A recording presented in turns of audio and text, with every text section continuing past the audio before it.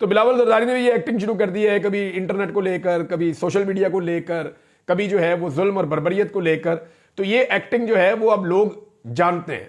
لوگ ایک نئی صدی کے اندر زندہ ہیں، یہ سوشل میڈیا کا دور ہے، لوگ حقائق جانتے ہیں. تو پاکستان تحریک انصاف یہ جانتی ہے کہ عالمی پریشر کی وجہ سے اب ہمارے ساتھ اس طرح کی سختی نہیں ہو پائے گی. اگر یہ مذاکرات کامیاب نہیں ہوئے تو وہ دوبارہ احتجاجی تحریک کے لیے تیار ہے. ڈیڈ لائن ہے 31 جنوری. جو بائیڈن کی حکومت ختم ہو جائے گی 19 جنوری کو، اور 31 جنوری تک اگر یہ معاملات نہیں ہوتے تو فروری کے مڈ میں آپ ایک بڑی احتجاجی تحریک دوبارہ پاکستان تحریک انصاف کی طرف سے دیکھ رہے ہوں گے. شہباز شریف نے اس موقع پہ پھر سے ڈرے ہوئے بیانات دینا شروع کر دیے. پہلے تو وہ او والا بیان جو ہے وہ آپ دیکھیں، ان کے اپنے ساتھی، ان کے اپنے دوست ان کا مذاق اڑا رہے ہیں. یہ او کر کے کون سا احتجاج ہوتا ہے؟ کبھی کر کے آواز نکالتے، کبھی او کر کے، ان کی آوازیں چونچاں ہی ختم نہیں ہو رہی. ایسا عجیب وزیر اعظم نمونہ لا کر پاکستان پہ مسلط کر دیا ہے، اور وہ بھی سیریس ہو کے بیٹھ گئے کہ وزیر اعظم ہے. اور بھائی 17 سیٹیں ٹوٹل نہیں آپ لوگ جیتے. 17 سیٹوں کے ساتھ وزیر اعظم کیسے بن گیا؟ 17 سیٹوں کے ساتھ تو آپ کو اتحادی جماعت کے اندر 2 وزارتیں ملتی ہیں، اور جناب وزیر اعظم پاکستان بن کر بیٹھ گئے، اور سیریس بھی ہو گئے کہ میں وزیر اعظم پاکستان ہوں، اور اٹھ کے جناب اپنی چون چاں اون آ کی کہانیاں بھی سنانا شروع کر دی ہیں. ایک عجیب ذہنی مریض کو لا کر مسلط کیا گیا ہے تاکہ اس کو اچھے طریقے سے کنٹرول کیا جا سکے. یہ صرف اسے کنٹرول کرنا چاہتے ہیں. اب وہ کہہ رہے ہیں جی دھرنوں نے ملک کا دھڑن تختہ کیا، یہ شہباز شریف نے کہا. تو جناب میں ایک چیز آپ کو بتا دوں کہ ابھی پاکستان تحریک انصاف نے کوئی دھرنا نہیں دیا. یہاں پہ جو آخری دھرنا ہوا، ایک تو ابھی مجلس وحدت المسلمین کے ظلم کے خلاف دھرنے جاری ہے، اور اچھی بات یہ ہے کہ قرم ایجنسی کے اندر فریقین کے اندر معاہدہ ہو گیا ہے. 45 لوگوں نے اس پہ دستخط کر دیے ہیں. کچھ اصولوں کے اوپر اتفاق ہو گیا ہے، اور امید کی جا رہی ہے کہ اب رستے بھی کھل جائیں گے، حالات نارملائز ہو جائیں گے.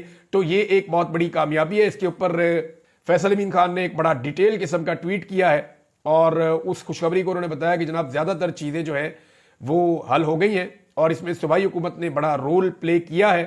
اور ساتھ ہی انہوں نے کہا کہ مبارکباد پیش کرتے ہیں کہ یہ حالات مزید خراب ہونے سے بچ گئے ہیں. لیکن اس کے باوجود میں اس کو ایک نالائکی کہوں گا حکومتوں کی، چاہے وہ صوبائی ہے چاہے وفاقی حکومت ہے، کہ یہ معاملہ بہت پہلے حل ہونا چاہیے تھا. لیکن بہت بڑے قتل عام کے بعد، بہت بڑے سانحے کے بعد بالآخر فریقین نے دستخط کر دیے ہیں. تو دھرنے تو ٹی ایل پی نے دیے ہیں، اور اس کو حکومت نے فیسیلیٹیٹ کیا ہے. جماعت اسلامی نے دیا، حکومت نے فیسیلیٹیٹ کیا.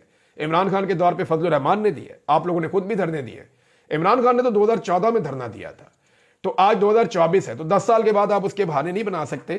تو شہباز شریف صاحب کو پہلے سے ہی نظر آ رہا ہے کہ آنے والے دنوں میں ان کے ساتھ ہونے کیا جا رہا ہے.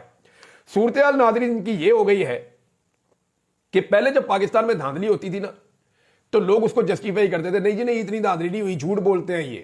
جیسے نواز شریف کا 2013 کا دور ہے، عمران خان صاحب کہتے تھے دھاندلی ہوئی ہے، ہمیں پنکچر لگے ہیں، ہماری سیٹیں چوری کی گئی ہیں، 2/3 اکثریت ان کی نہیں تھی، اپوزیشن پارٹی میری تھی، پیپلز پارٹی کی نہیں تھی. تو اس وقت وہ کہتے تھے نہیں نہیں جی دھاندلی نہیں ہوئی ہے، جھوٹ بولتے ہیں. آج آپ کو پتا ہے ان کے حالات کیا ہیں؟ آج یہ بجائے یہ کہنے کے کہ دھاندلی نہیں ہوئی، ان کا دفاع یہ ہے کہ جناب دھاندلی ہوئی ہے تو کون سی پہلی دفعہ ہوئی ہے. آپ پوزیشن کا اندازہ کریں کتنی کمزور پوزیشن پہ اس وقت یہ حکومت کھڑی ہوئی ہے کہ یہ اپنے منہ سے یہ ایک دفعہ بھی نہیں کہہ سکتے کہ پاکستان میں 8 فروری 2024 کے انتخابات میں دھاندلی نہیں ہوئی. یہ کہنے کی بجائے یہ کہتے ہیں جناب یہ کون سی پہلی دفعہ ہوئی ہے، پہلے بھی تو ہوتی رہی ہے. بھئی پہلے اگر دھاندلی ہوتی تھی نا 19-20 ہوتی تھی، اس دفعہ جو 19-120 ہو گئی ہے. بیڑا ہی گرک کر دیا، 17 سیٹوں والے کو حکومت بنا کر دے دی، اور جو 180 نشستیں پارٹی جیتی ہوئی تھی اس کو لا کر محدود کر دیا 100 سیٹوں سے بھی نیچے، اور مخصوص نشستیں بھی چھین لی. تو یہ پاکستان کی تاریخ میں پہلی مرتبہ اس بڑے پیمانے پر دھاندلی ہوئی، اس سے پہلے نہیں ہوئی ہے.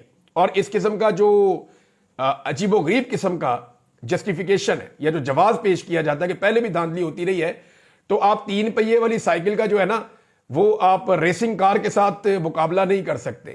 ہاں یہ ہوتا تھا کہ اسٹیبلشمنٹ جو ہے، جو حکومت بن رہی ہوتی تھی، اپنا بوجھ اس کے پلڑے میں ڈال کے اس کی مدد کر دیتی تھی تاکہ ان کے اوپر احسان چڑھ جائے اور ایک ورکنگ ریلیشن بن جائے.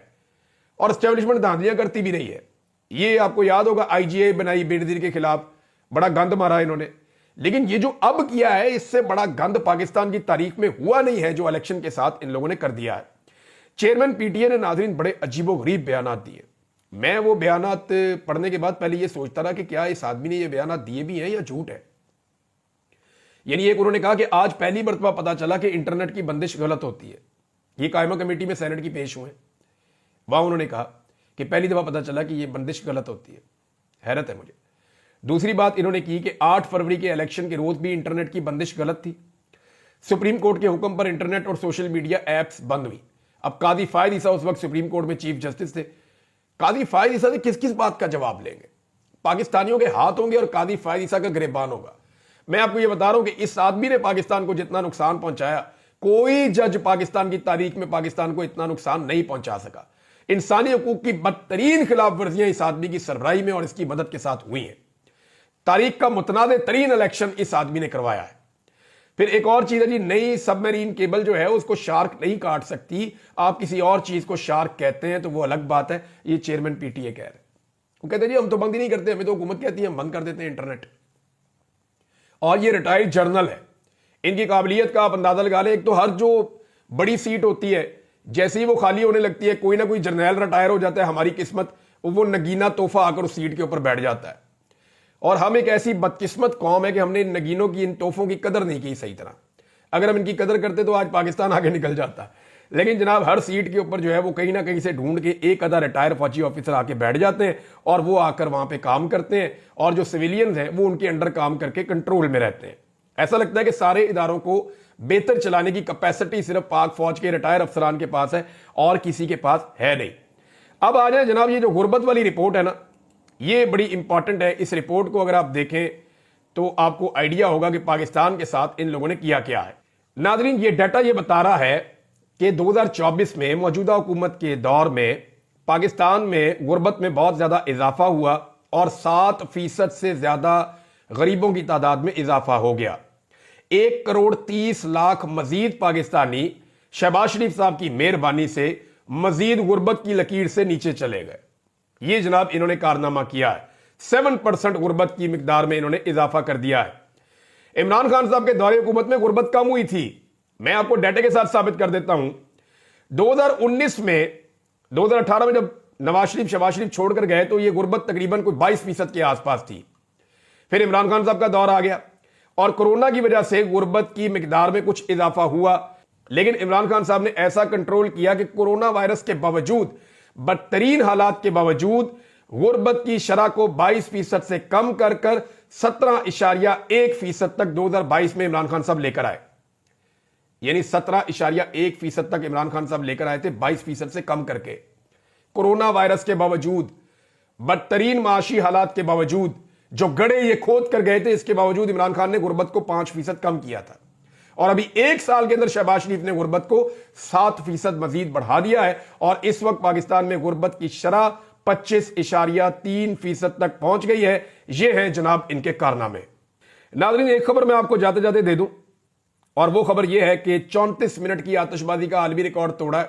गवर्नर सिंध कह रहा है हमने 40 मिनट की आतिशबाजी कर दी नए साल पे।